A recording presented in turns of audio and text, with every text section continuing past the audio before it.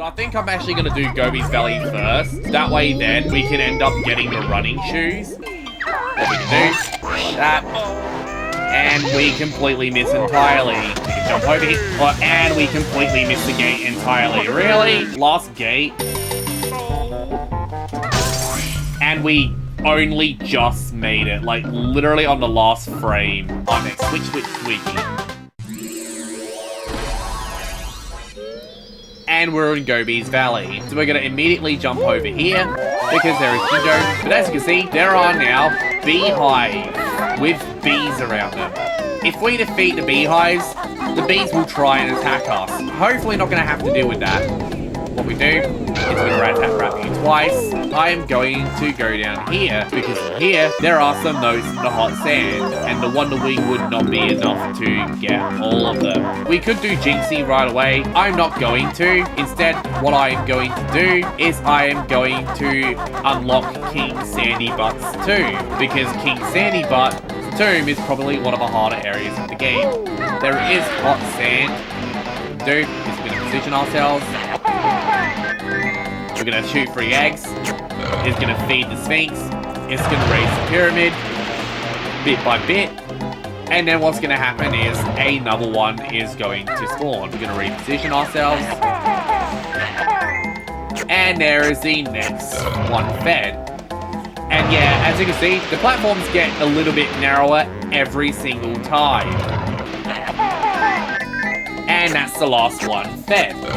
And yeah, this unlocks Sing Candybutt's tomb. And yeah, this is actually a pretty spooky section. So this is actually the first time minigame with a very serious consequence. If you end up failing the challenge, the game outright does kill you, which means that you end up losing all of your notes and you have to restart the entire level from the beginning. So we are going to do it like right away, that way then it doesn't punish us as heavily. It's going to tell us, this is King Sandybutt's tomb, turn back or face your wrath. Face his wrath. I'm going to show you why. If you look up, there is a whole bunch of spikes. If we fail the maze, that falls onto us. So we're going to do it anyway. What we do is we're going to go through the maze. And yeah, pretty much anything with feathers at the end is a dead end. We're going to ground pound the witch switch though, because it's found in the area. That opens up the sarcophagus to reveal a Jiggy. So now what we do is we're now actually going to complete the maze. And honestly, the maze is not really that bad. It's actually super easy. And we made it. So yep, the bear survived. He's after the king's sacred treasure. And there is a Jiggy. We're not going to grab that right away yet. We're going to go into the urns, because there is actually a hidden Jinjo. So we're actually going to inspect every urn in every corner. Within one of these urns, there is a Jinjo and a gold feather. We're going to grab the Jiggy. So we're 100% completed this area, which is the one area I wanted to get out of the way. I'm doing the high stakes areas to low stakes first. That way then it gets all the like hard parts out of the way. There is another area. There's also Gobi the camel over in this area. As we can see, there is a magic carpet. I'm not going to wait. I'm just going to go over here. The just Wonder Wing method. And now we ground pound. And Gobi's going to reward us with a Jiggy. But we're going to see Gobi another 2 times in this level. Why are we going to be seeing him another 2 times? Well, you'll see soon. We're going to go around and we're going to hit this switch, which is going to spawn a honeycomb within a ring-shaped cactus. I do not like cacti. We're going to grab another Jinjo. There is a switch. And yep, it's going to open the door. We're going to slide down and we're going to go in. And in this area, there's a memory minigame. What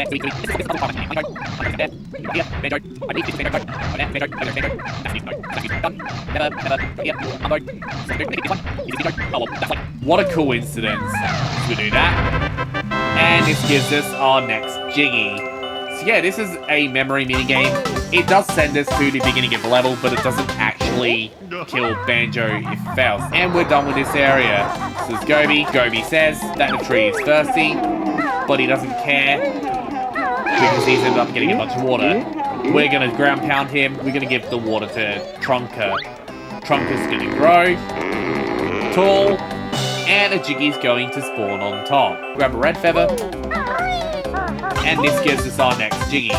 This is where we want to go. So we're gonna ground pound him again, and he spits out an empty honeycomb piece. As you can see, there is a place we can go in. Normally, that door is shut. We're gonna go over here. We're gonna have blading boots. Down here, there are some notes. And I'm just missing every single note. This is embarrassing. Grabber has got a Jiggy. So we're just gonna like use the Wonder Wing to grab these notes. There are 2 notes. And what we do is fall in the sand.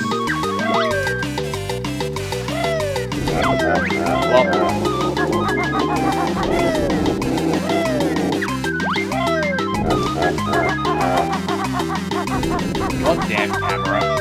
There we go. Yep, I had it 1,000 years. And yep, we stolen his Jiggy. Yeah, I was a bit sloppy on there. Bit of a sloppy performance on my part. And we're gonna do the second area that requires the turbo trainers. We're gonna grab the turbo trainers again. We're gonna turn the camera around. We're gonna ignore you. And that's gonna open a door on the top.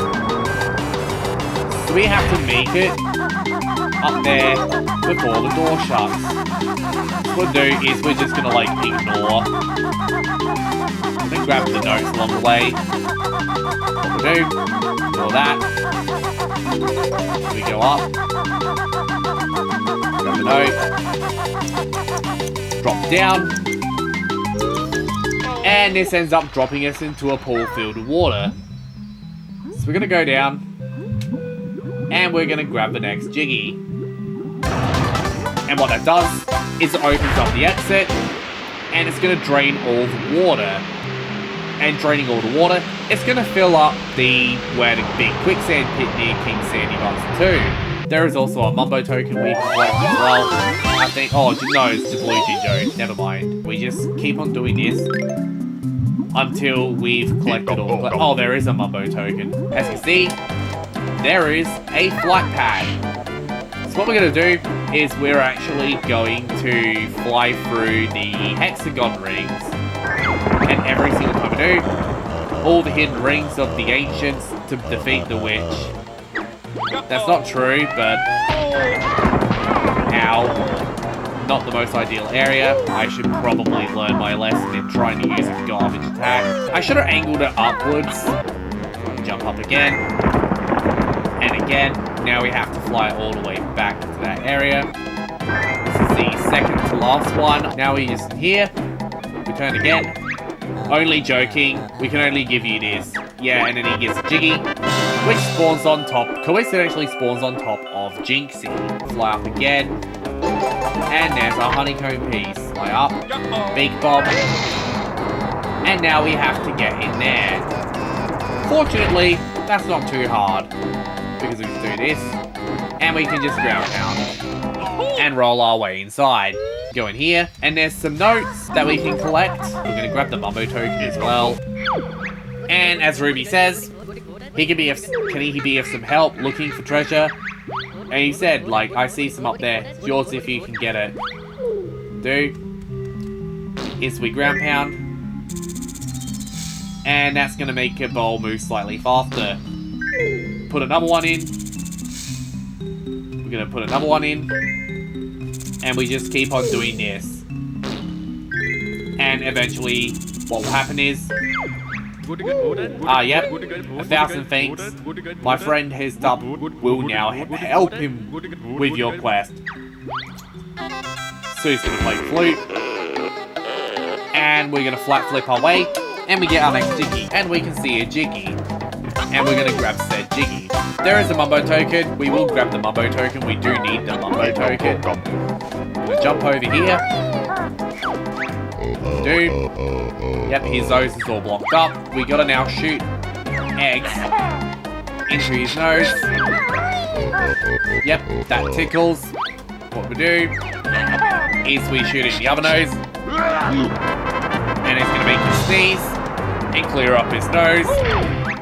And now we can go in, clean his nose, and yep, go on in, which is what we're going to do. There are some magic carpets in here. There is a Mumbo token and some notes. More importantly, there is a Joe grabber. We're going to get rid of him. We jump up here, and we're going to use the first person camera, fire an egg. First do. It's going to raise the egg. We're going to go here, and this is a Jinjo. And this is our ninth Jiggy. What we'll do is we use the first person view. To aim. We're gonna feed him the egg. And now we feathery flap over to the next one. And we just repeat this until we reach the final carpet, which will give us Jiggy. We jump over. And this is the 100th note. Fire another egg. And then yeah, the magic carpets get progressively smaller. We jump over. And we get the final Jiggy. So that is Gobi's Valley completed. We're actually done 100% with the level, and pretty quickly I might say. Is we end up going like that, and we grab the next Jiggy. We're gonna now make our way to Mad Monster Mansion. We're gonna go back to where we unlocked Gobi's Valley, because this is where we actually access Mad Monster Mansion. And we're gonna go through here, try and angle the camera. If we do fall, it does kill us instantly. So we're gonna go through here. This is the Mad Monster Mansion lobby. There is actually a gate over here that we can end up breaking. But more, this is gonna be super important pretty soon. So we go in here,